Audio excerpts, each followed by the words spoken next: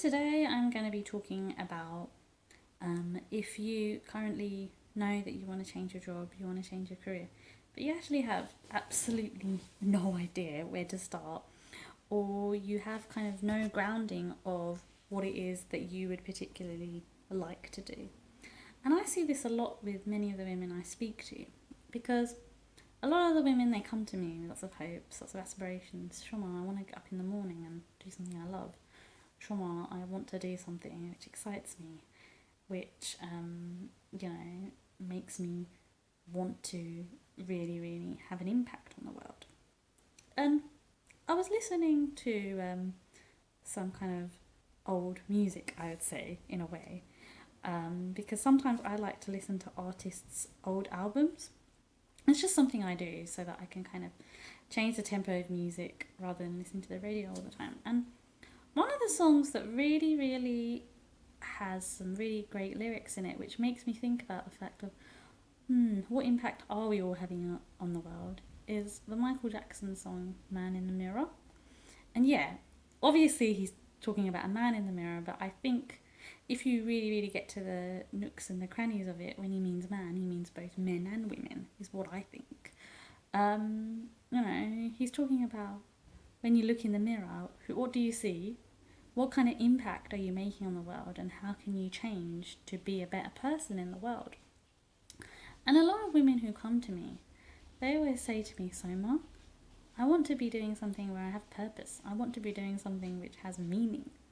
Because at the end of the day, whichever way we look at it, life is short.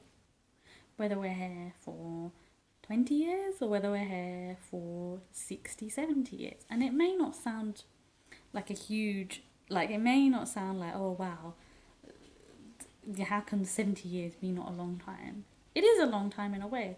But if you go back to history and you think about what happened 200 years ago, or what happened 300 years ago, or you go back to the Romans and the way that the roads were built, that is a long time ago, right? Think about the impact of that.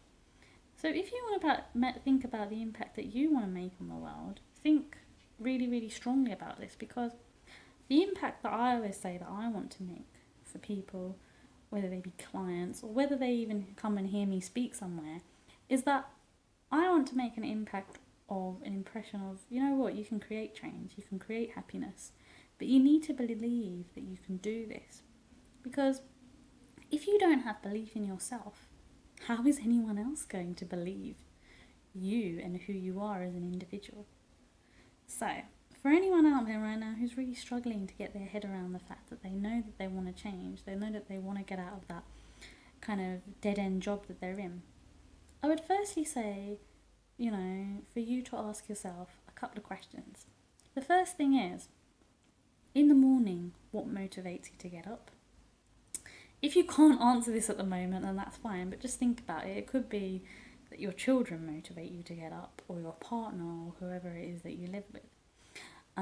It doesn't have to be related to your job, because sometimes they can be the driving forces.